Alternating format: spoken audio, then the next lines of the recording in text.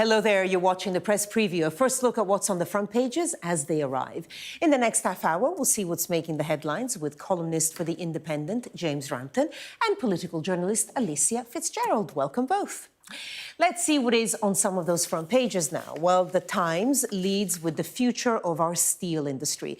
It claims the government was forced to take control of the Scunthorpe site over concerns its Beijing-based owners plan to sabotage the site to increase British reliance on Chinese imports.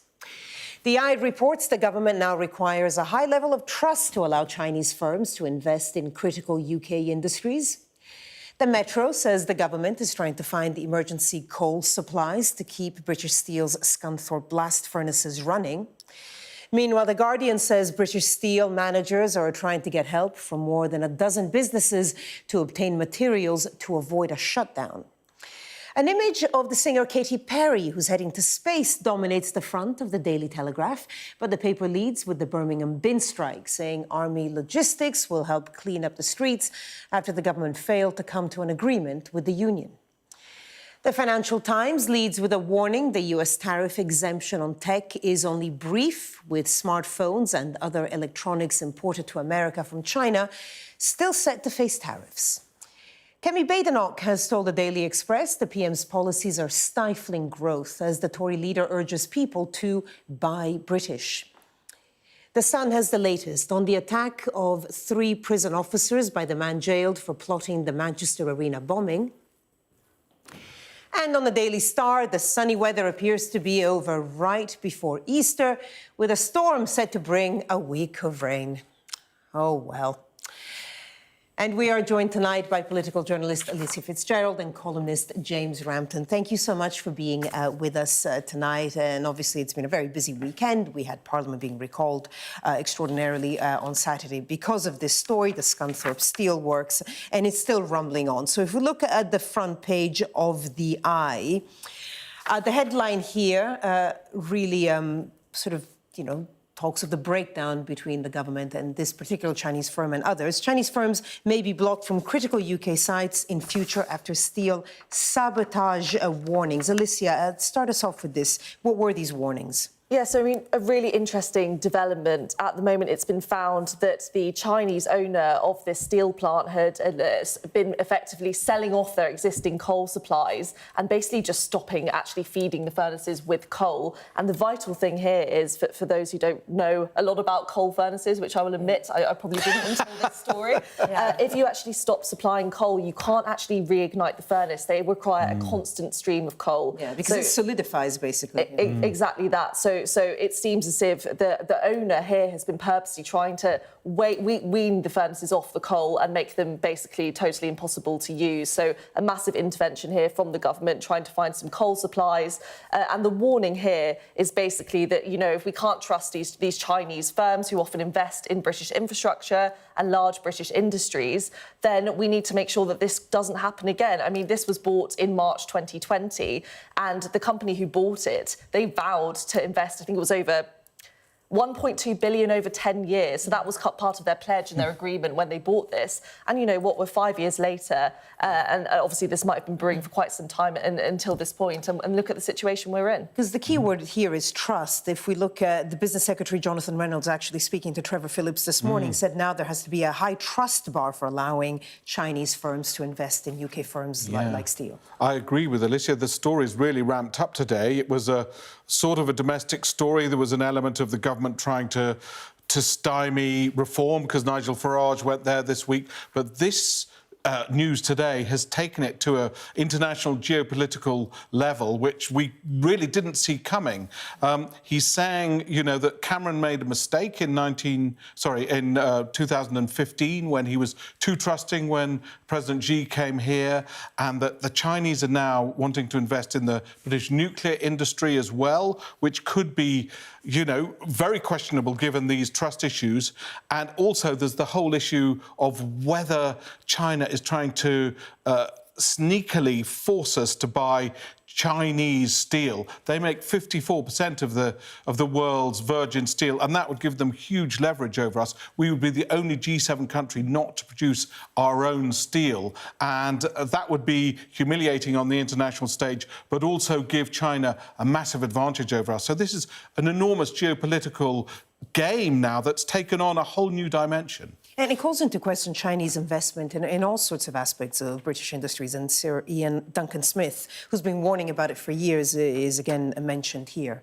Yes, Ian Duncan Smith, he's probably one of the more vocal MPs we have in Parliament against China. He's very often speaking out against China and saying that actually we need to deem China as a threat to security in the UK. So I'm not surprised that he's been one of the first and the most outspoken about this particular issue.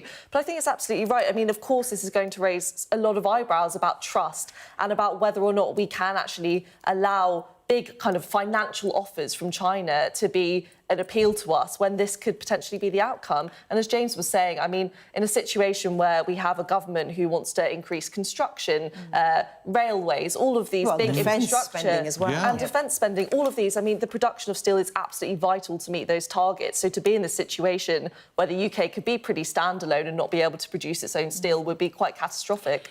I mean, the Metro looks ahead to what could actually happen. So Britain blasts the Chance saloon because what everyone's trying to avoid is a shutdown. Yes. I mean, this has elements of a Hollywood thriller as well. There's a story today... Not for the 3,000 people. No, but I mean, in the machinations that have been going on, workers today, who might be deemed heroic, went on site and stopped Chinese executives entering the plant to stop any potential for industrial sabotage. There's also a story that one of the shipments of coal may have to be escorted into the country by the Royal Navy because they're worried about it being intercepted. I mean, this is an enormous story with huge international implications. And the worry is that China has such power, and clearly here it could well implode this industry. Are we going to be in hock to the Chinese, which would be the worst possible position to be as the world's economy seems to completely collapse? Well, exactly. I mean, especially given what is happening right now, it couldn't be more topical or more vital that we are not relying on another global superpower for something that's so important to us and our resources. And I think what's happened recently with Trump's tariffs has really hammered home just how vital it is to be able to stand on your own 2 feet when and if necessary. And clearly at the moment it is very necessary. Yes. Speaking of Trump's tariffs, let's go to the Financial Times. I mean, a lot of issues and reasons led to what we saw happen in Scunthorpe over the past few days, but obviously the sort of trade wars that we've seen emerge haven't made anything any better. Front page of the FT, James, talk us through it. Big tech dealt blow as Lutnick warns US tariff exemption will only be brief. Now, this is the exemption that was announced yesterday, basically over smartphones and other tech things. Yes, I mean, there is an element, even as journalists, where you think, do keep up, because this story keeps changing. You know, Trump is so mercurial and so quixotic and so volatile and, let's be honest, idiotic in some of the things he says, which contradict what he said yesterday. So the story yesterday was that he was going to exempt phones and computers, and that was going to herald a huge resurgence in the markets, which had taken such a pummeling last week. But his Commerce Secretary, Howard Lutnick, today has said, oh, well, no, those exemptions are not going to be permanent. It's correct that they will be reimposed after a period of time.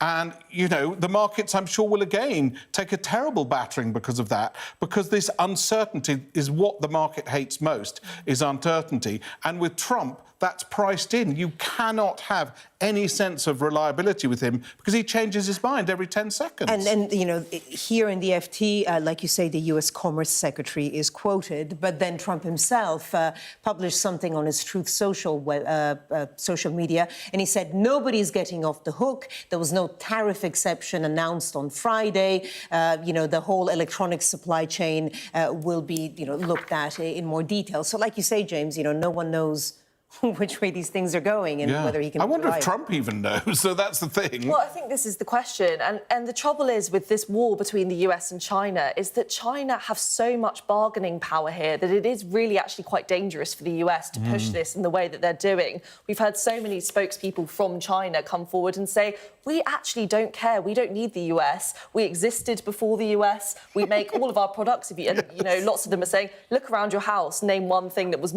produced or made in the United States of America. And that is pretty true for lots of places. I mean, also in the UK, Chinese-made goods are everywhere. And sadly, that gives them such high bargaining power. Yes. And they do have the ability to turn around and kind of say, OK, off you go. If you don't want us, then, you know, you do your own thing. And they would probably survive it as well. So it's a dangerous game. 80% of iPhones are made in China. You know, so much a part, I mean, a dangerous part, in my view, of our lives, but we are completely dependent on them, and 80% are made in China. So they've got us really they painted us into a corner, and you're right, they hold all the cards, in one of Trump's terrible phrases that he used with Zelensky. You know, it's very much China that is in the prime position here. We'll see how it develops. And obviously, you know, if the US and China have a trade war, all of us will somehow, be involved as well. Let's go for a total gear change. Daily Telegraph, lovely picture. I do like her. Katy Perry, the pop singer, whatever. She's going into space, fetching suit. Tell us what she's doing. Well, this is thanks to Jeff Bezos, and it is really actually funny. And I know we're not actually covering The Guardian, but I have to give them credit for this. The opening of The Guardian's article is Jeff Bezos is sending his bride-to-be up to space, and I just thought, I don't wonder how she feels about that. Happy wedding, you know. Is she coming back? Well, that's the big question that we all want to know. But the whole premise of this is Jeff Bezos is sending Lauren Sanchez, his fiancée, and some of her closest friends, Katy Perry being one of them, up to space for a bit of a jaunt up there, apparently. And, you know, we were having a bit of a laugh in the green room just now, saying, you know, she did sing Firework, so maybe she's taking it a little bit seriously and wants She to go also up. did do another song whose name I now can't remember, about actually being an alien coming. She did, E.T. That was the one. Thank you. Yeah. There you go. Really, there's Thank been some you. foreboding But as you there. said earlier, she survived marriage to Russell Brand. I'm sure she can survive 11 minutes in space. She also has apparently received a message from the universe that she should be taking part in this mission. I think she may also have received a message from her publicist saying, your last album tanked, go into space, and you will be on the front page of all the newspapers. Looking absolutely wonderful, I must say. But it is a very good, very, very good way of getting publicity. Okay, I'm being told by my producer, who's a lot cooler than I am, that the song is called E.T., the one done by Katy Perry. So there you go. On that note, we're going to move on. Stay with us. Coming up, why the Army has been called in to help deal with the Birmingham bin strike. We'll discuss the latest on the front of the Daily Telegraph.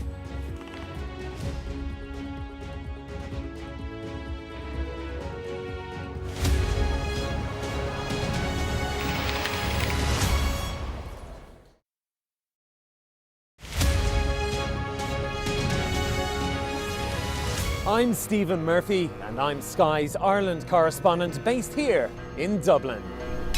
All alcohol products, not just wine, will have labels warning of liver disease and the link to fatal cancers. Is it crazy? It's an industry worth around €14 billion a year. That's why Italy sees this Irish plan as such a threat. It's always instructive and occasionally entertaining to hear what Donald Trump has to say on the issue of Brexit. She's got her own way of doing it, that's okay.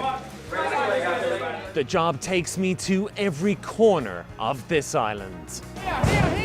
The rioting stemmed from a horrific daytime stabbing attack at a primary school in the city centre.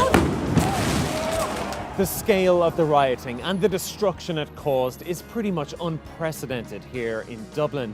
Jerry, any comment on the judge's decisions? Do you feel vindicated, Jerry? This is the end, the somewhat chaotic end, of a 52-day trial. Micheál Martin could be set to head back to government with the Taoiseach Simon Harris. Are you confident that you can now return as Taoiseach? I'm cautiously optimistic and excited. A mystery press conference hastily called. Leo Varadkar strode out and didn't disappoint. I am resigning as President and Leader of Fine Gael effective today. The people here sometimes feel they're somewhat neglected by the Irish government, to the extent that this place is sometimes known as the Forgotten County. The waters of Ireland and Britain should be home to great white sharks, but none have ever been found.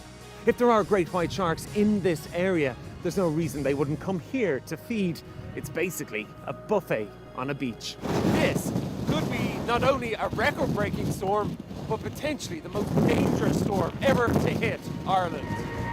Sky News. Get the full story first.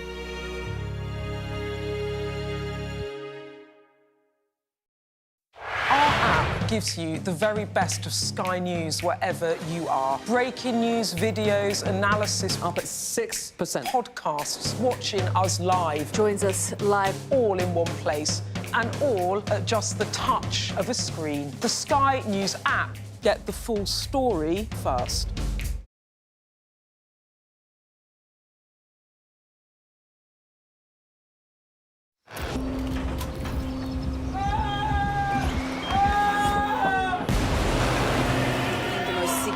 Day of this conflict. They keep telling us that they want aid. And this is what's left of it.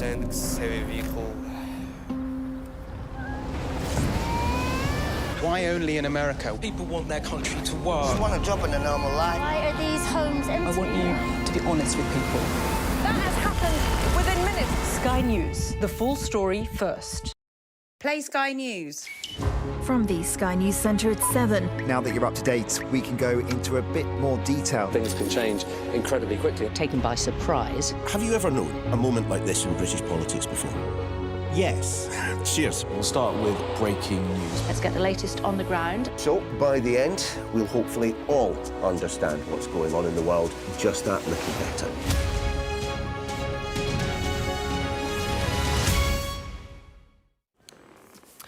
Welcome back. You're watching the press preview with me in the studio, James Rampton and Alicia Fitzgerald. Let's go straight to the Financial Times.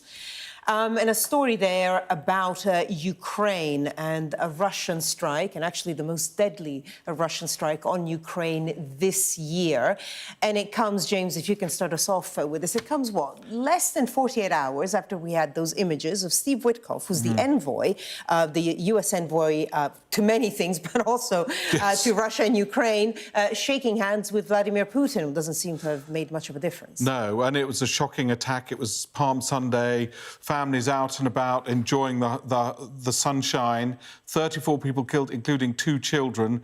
117 injured. I mean, an appalling attack. But it again underlines the complete unreliability of anything President Trump says. He was interviewed on Air Force One on Friday, and he said, "Oh, the talks are going brilliantly. I've got some hot news coming for you soon." And unfortunately, the news is that you cannot trust Putin. The third time Witkoff has met him this year, and he's saying, "Oh, you know, peace is just around the corner." And this is Putin's response. He's laughing in the face of America. He knows that Trump is out of his depth in these negotiations. He's running rings round him, and he's no closer to peace. In fact, I think he's further away because he's ramping up the campaign than he was when Trump came into the White House. It does call into question sort of the peace deals and also the envoy himself. I mean, we laughed about it before, but Steve Witkoff is dealing with Russia. He's dealing with Iran because he was at the Oman talks yesterday. Also is involved in the Israel-Hamas talks. So he seems to be doing everything, perhaps nothing that well. I mean, yes, I think that would be a pretty fair assessment, to be honest. And I think James is right in saying it just shows that we can't take anyone's word for the outcome of these talks. We hear time and time again, it was a really constructive talk. We really feel like we're getting somewhere. But then clearly this just shows that at the moment, it doesn't seem as if Putin is interested in peace, unless it's peace in the way that he wants it. Yeah. And sadly, that just isn't going to cut it for Ukraine. OK. Alicia, talk us through the story in the Daily Telegraph as well.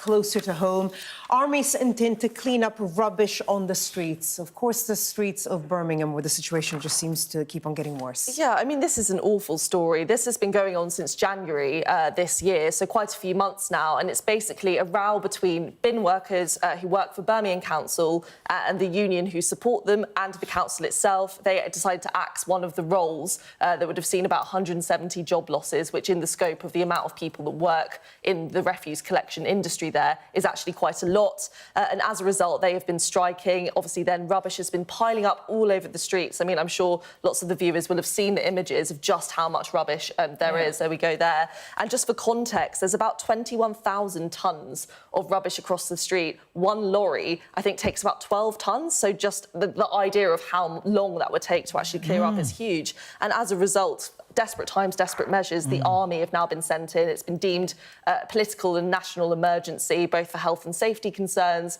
and just general hygiene as well in Birmingham. So now that the army are out to try and clear up that rubbish. And as the weather gets warmer, it's going to get even worse. The smell is appalling. I saw some footage this weekend. I mean, it was funny, but it was also very shocking, of some contractors who were brought in to try and clear away the rubbish, and a massive rat jumped out, and all the contractors, as I would have done, ran away. It was terrifying. Yeah. You know, it's like the George Orwell nightmare of the rats chasing you, and, you know, the tabloids are saying they're bigger than cats.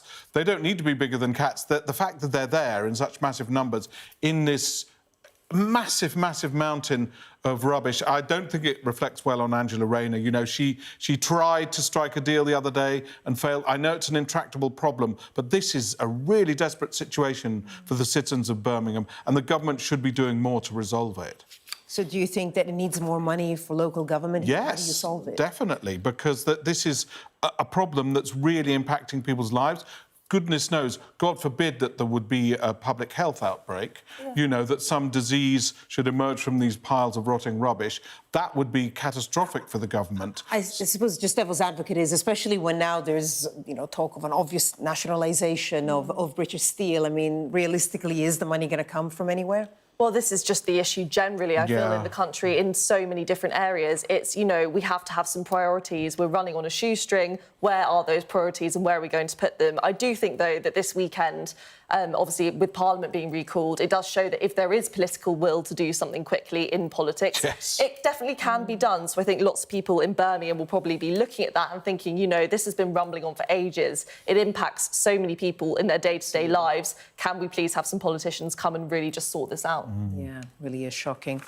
OK, final story, The Guardian. Quite a nice story. Well, I suppose if you're Cambridge, it's quite a nice story. Water winners, a Cambridge women's team, enjoyed their victory in the boat race. And it's, what, 9th? It's their 9th consecutive victory for both the men and the women. But it's also, funnily enough, is a story about pollution, because the cocks, you can see here being lifted above the head of the women's crew, was not allowed to be thrown into the water because they discovered that, thanks to the terrible situation on the Thames, they've discovered that 30% of the water is infected with E. coli. So it's dangerous for the rowers to go in the water. And the traditional ritual of throwing the cocks into the Thames was banned this year. So, I mean, it's a very happy moment, and congratulations to those superb young athletes. But it does make you think, you know, as you said before, there are so many things that need sorting out in this country, and that seems a very basic one. A river that's too unsafe to go into is really shocking. In the 21st century, think, how is this happening?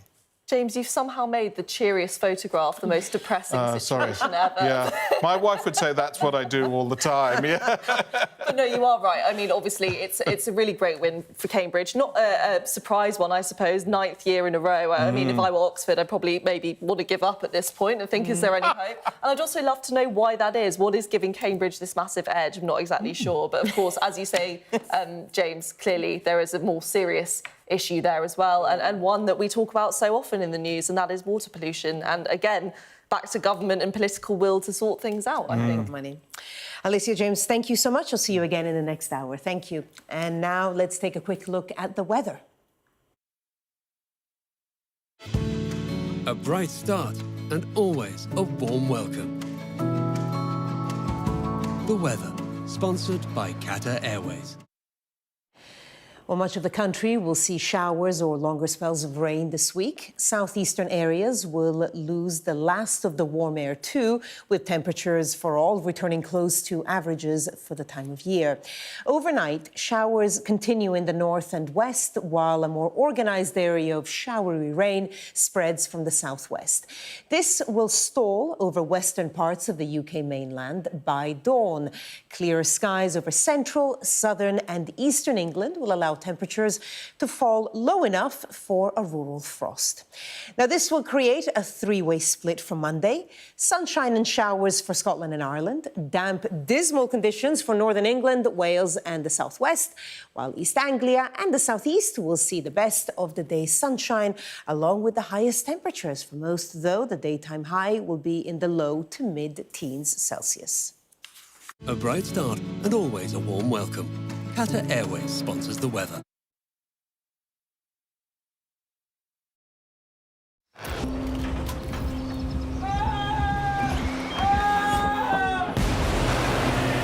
The most significant day of this conflict. They keep telling us that they want aid. And this is what's left of it. Tanks, heavy vehicle. Why only in America? People want their country to work. Just want a job in a normal life. Why are these homes empty? I want you to be honest with people. That has happened within minutes. Sky News, the full story first. Jubilation in the streets, while some emotional. This is a political victory for Prime Minister Modi and his Hindu Nationalist Party. I'm Neville Lazarus and I'm Sky's reporter based in Delhi. Companies like these are helping India in its trajectory to be a serious player in space exploration. Sky News, get the full story first.